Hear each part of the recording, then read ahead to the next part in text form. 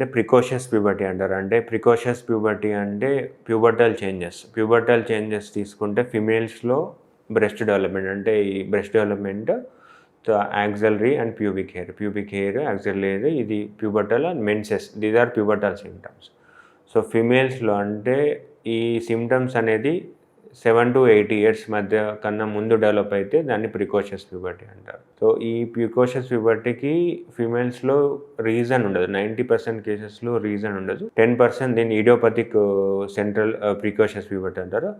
Other causes వచ్చేసి pituitary tumours అంటే తలలో పిట్యూటరీ గ్లాండ్ దగ్గర మనకి ట్యూమర్స్ కానీ, తలలో హైపోథాలమస్ అని ఉంటుంది. హైపోథాలమిక్ ట్యూమర్స్ కానీ, లేదంటే హార్మోన్ సెక్రెటింగ్ ట్యూమర్స్ ఉంటాయి. అంటే female hormone like oestrogen secreting tumours కానీ, ట్యూమర్స్ వల్ల ఈస్ట్రోజన్ ఎక్కువ అవుతుంది. దానివల్ల ప్యూబర్టీ అనేది తొందరగా రావచ్చు. కొన్ని జెనెటిక్ పరమైన రీజన్స్ వల్ల మనకు ఈ ప్యూబర్టీ అనేది ఎర్లీగా రావచ్చు. సో మేల్స్లో తీస్తే మెయిన్లో ప్యూబర్టల్ చేంజెస్ ఏమొస్తాయంటే టెస్టిక్యులర్ ఎన్లార్జ్మెంట్ అంటే బీజం యొక్క సైజ్ పెరగడము, పెనిస్ ఎన్లార్జ్మెంట్, ఇంకోటి యాక్సిలరీ ప్యూబిక్ హెయిర్ ఇవన్నీ రావచ్చు అన్నట్టు.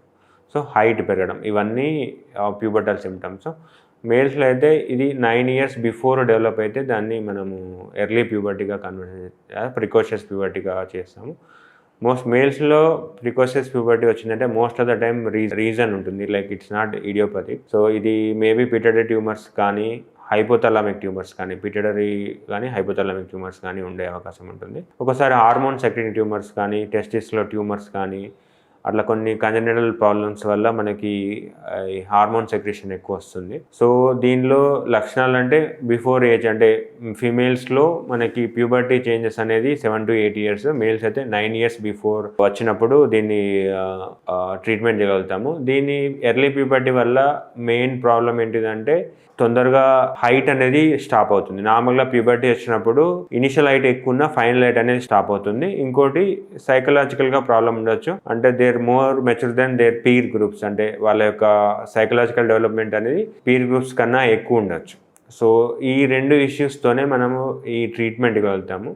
సో మనం వన్స్ మంత్లీ ఇంజెక్షన్ ఉంటుంది లిప్రోలైడ్ అని, అవి ఇవ్వడం ద్వారా you can stop the progression of puberty అన్నట్టు. సో దీనికి ఫస్ట్ ట్రీట్మెంట్ వచ్చి ఐడెంటిఫై ద కాజ్ అంటే ట్రీట్మెంట్ పిట్యూటరీ గ్లాండ్ ప్రాబ్లం వల్ల వస్తుందా లేదంటే పెరిఫెరల్ గ్లాండ్స్ వల్ల వస్తుందా, పెరిఫెరల్ ప్రికాషన్ ఐడెంటిఫై చేసి సో దాని ప్రకారం మనం ప్యూబర్టీని స్టాప్ చేయడానికి ట్రీట్మెంట్ ఇస్తాము. సో వెనెవర్ ఆ ట్రీట్మెంట్ డిస్కంటిన్యూ చేసి మళ్ళీ ప్యూబర్టీ రీగెయిన్ కావచ్చు.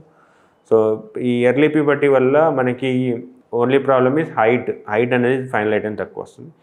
ఈ మధ్యలో మనకి ఆల్మోస్ట్ ఇంతకుముందు ప్యూబర్టల్ ఏజ్ వచ్చేసి 14 to 16 ఇయర్స్ ఉండేది. ఇప్పుడు 13 to 14, 12 ఇయర్స్ గ్రాడ్యువల్గా జనరేషన్కి ఎర్లీ ప్యూబర్టీ స్టార్ట్ అవుతుంది.